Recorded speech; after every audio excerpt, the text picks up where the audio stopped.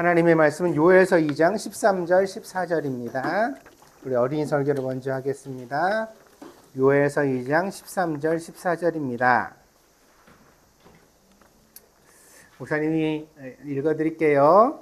너희는 옷을 찢지 말고 마음을 찢고 너희 하나님 여호와께로 돌아올지어다. 그는 은혜로우시며 자비로우시며 노하기를 더디하시며 인애가 크시사 뜻을 돌이켜 재앙을 내리지 아니하시나니 주께서 혹시 마음과 뜻을 돌이키시고 그 뒤에 복을 내리사 너희 하나님 여호와께 소제와 전제를 드리게 하지 아니하실는지 누가 알겠느냐. 우리 어린이들만 따라해 볼까요? 너희는 옷을 찢지 말고 마음을 찢고 너희 하나님 여호와께로 돌아올지어다. 우리 연우 연슬이가 오니까 목소리가 낭낭하네. 참 좋다. 자, 오늘 말씀의 제목은 진심으로 용서를 빌어라예요. 목사님 무슨 말씀 전하나 여러분들 잘 들어보세요.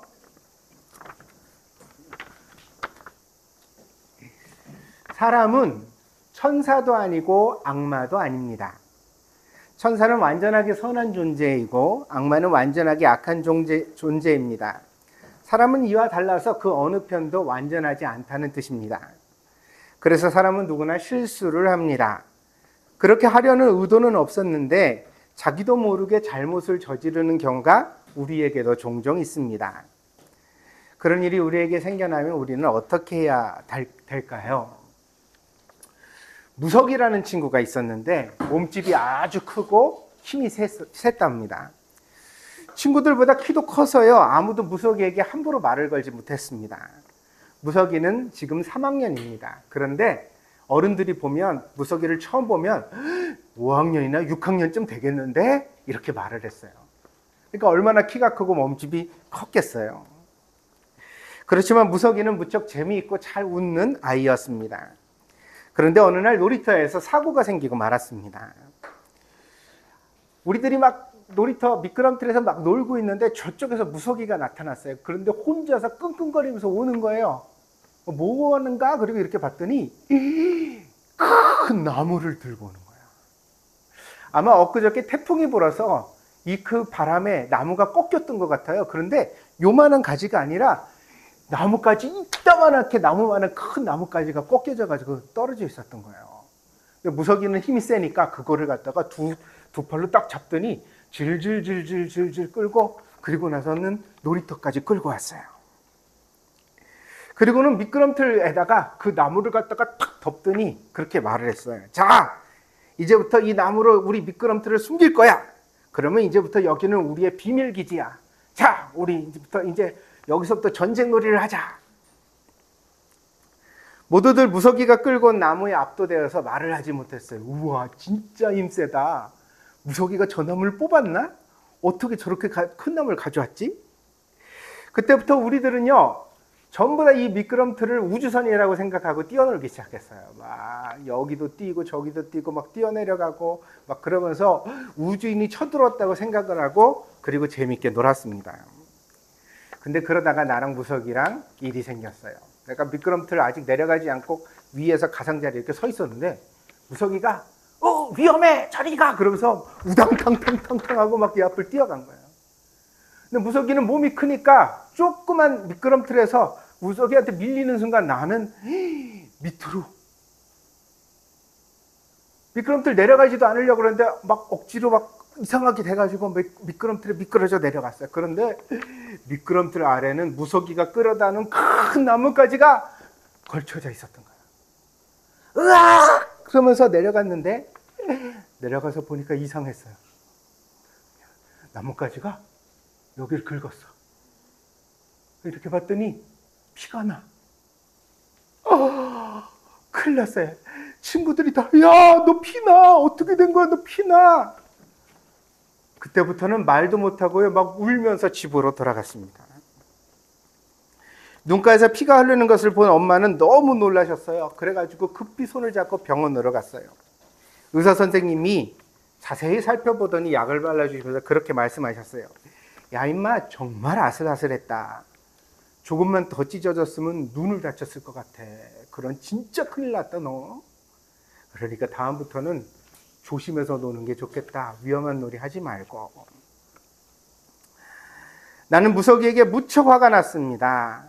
엄마도 화가 나셨어요. 엄마가 뭐라고 말을 했냐면, 야! 다시는 무석이랑 놀지 마. 어? 걔는 말이야 몸집도 큰 게 그렇게 그냥 이름도 무석이더니 아주 무식하게 그냥 놀지 마. 걔랑 다시는 놀지 마. 그랬어요. 엄마가 그렇게 말씀을 하셨지만 나는 아직도 무석이가 싫지 않았습니다. 일부러 그런 게 아니잖아요. 같이 놀다가 그런 건데 아마 무석이도 미안할 거야. 며칠 지나서 놀이터에 다시 나갔습니다. 아이들과 무석이가 놀고 있었습니다. 무석이는요, 그날도 어딘가 나뭇가지를 또 주워왔어요. 못 말려요. 근데 무석이가 자꾸만 자기하고 말을 안 해요. 왜냐면 나한테 와서 미안하다고 했으면 좋겠는데 말도 안 하고 친구들이랑만 놀고 나하고는 눈도 안 마주쳐요. 아, 쟤가 왜 나한테 미안하다고 안 하지? 지 때문에 내가 다친 거 알 텐데 왜 끝까지 말을 안 하는 거야? 나중에는 너무너무 화가 나서 놀이터 구석에 서가지고 무석이를 계속 째려봤어요. 화가 점점 머리끝까지 올라오고 있었습니다. 그렇게 안 좋은 표정으로 한참 무석이를 쏘아보고 있었더니 무석이가 나중에는 다가왔습니다. 그러더니 이렇게 말했어요. 알았어. 미안해. 미안하다고. 그렇지만 너도 책임이 있어. 내가 뛰어갈 때 길을 비켜줬으면 그런 일이 없잖아. 그리고 평소에 운동 좀 해라. 애가 얼마나 약거리면 스쳤다고 자빠지냐.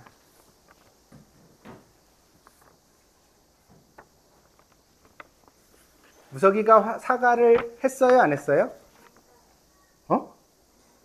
안 했어요? 미안하다고 했잖아요.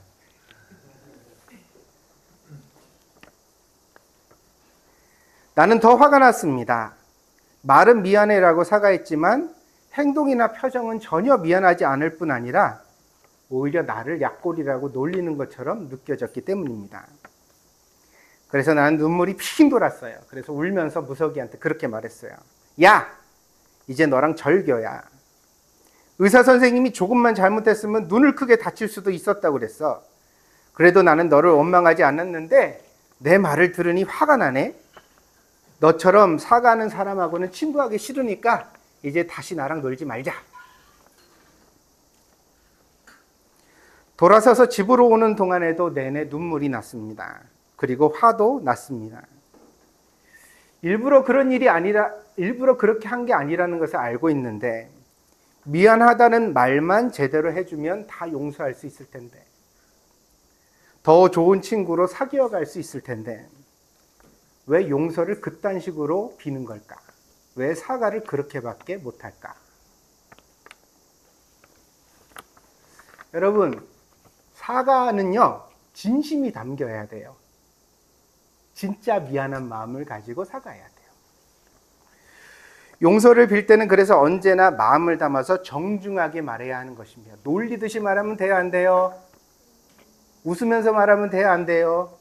아니요, 사과할 때는 진심으로 정중하게 예의를 갖춰서. 사과는 장난스럽게 할 일이 아닙니다. 사과를 장난스럽게 하면요, 자기 잘못도 장난이 되기 때문이에요. 사과는 진심을 담아서 해야 돼요. 사과는 내 위주로 할 일도 아닙니다. 왜냐면 알았어, 내가 미안하다고 했잖아. 그건 내가 한 거죠. 상대방이 네가 진짜 미안하구나 이렇게 인정하고 받아들일 수 있는 방식으로 말로 사과해야만 합니다. 요엘이라는 선지자가 이스라엘 백성들에게 그렇게 설교를 했습니다. 하나님은 사랑이 많으셔서 우리가 잘못을 했더라도 사과를 하면 용서해 주시는 분이야. 그런데 하나님께서 원하시는 사과는 옷을 찢는 일이 아니라 마음을 찢는 일이란다. 옷을 찢는 일은 형식적으로 보여주시기식 사과예요. 그러니까 말로는 사과, 미안해 이렇게 말하는 거고, 뭐 고개도 숙일 수 있어요. 심지어 절도 할 수 있어요. 응? 미안하다고 내 장난감을 줄 수도 있어요. 혹은 돈을 줄 수도 있어요. 내가 정말 미안해. 그러니까 내가 한 500엔 줄게. 근데 중요한 거는 500엔도 아니고 장난감도 아니고 100번, 1000번 잘못했다고 미안하다고 말하는 말도 아니에요. 뭐가 중요해요? 마음이 찢어져야 돼요. 진심으로 내 마음이 미안해야 돼요. 상대방한테 내가 뉘우치는 마음을 가져야 돼요.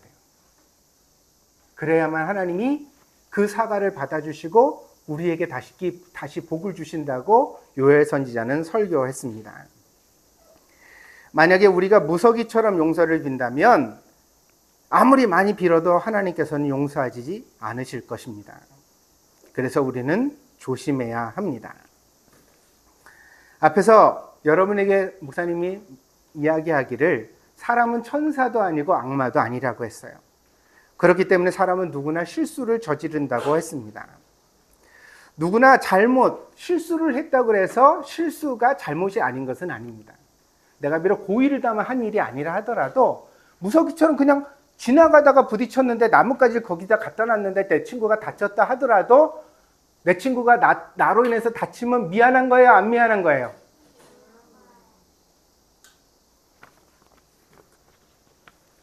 근데 세상에는 안 미안한 친구들이 너무 많아. 무서기처럼 말한다니까? 왜 거기 있었어 네가? 네가 넘어졌잖아. 네가 떨어졌잖아. 그리고 내가 뭐 너 다치라고 나뭇가지 갖다 놨니? 놀라고 갖다 놨는데 네가 거기 부딪혀 다친 건 네 책임이지.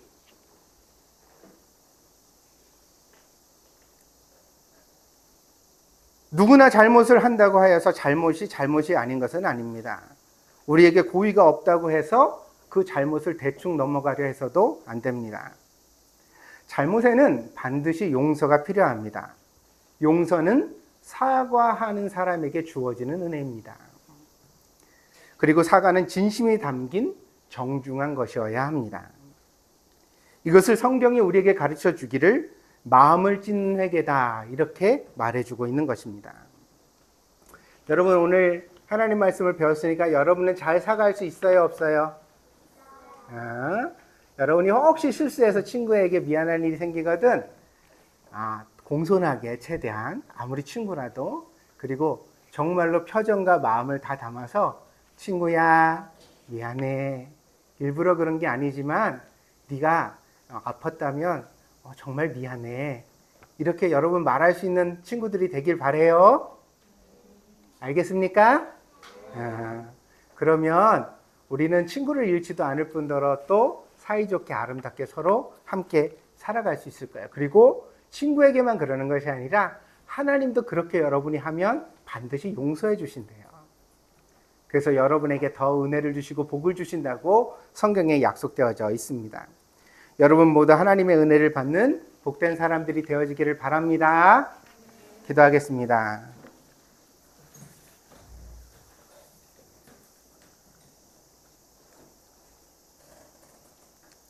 하나님은 사랑의 하나님이시지만 옷만 찢는 사람에게는 용서해 주시지 않는 엄격한 하나님이시기도 합니다. 우리가 진심으로 뉘우쳐 회개하면 하나님 앞에 진심으로 사과하면 하나님께서는 그 어떤 죄도 용서해 주시고 우리에게 다시 은혜를 주시고 복을 주시는 줄 믿습니다.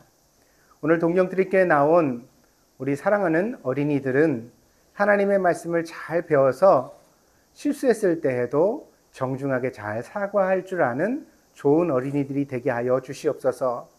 그리하여서 항상 주변에 좋은 친구들이 많이 있게 하시고 항상 서로 위해주며 평화롭게 화목하며 함께 친하게 지내는 친구들이 많아질 수 있도록 하나님 축복하여 주시옵소서.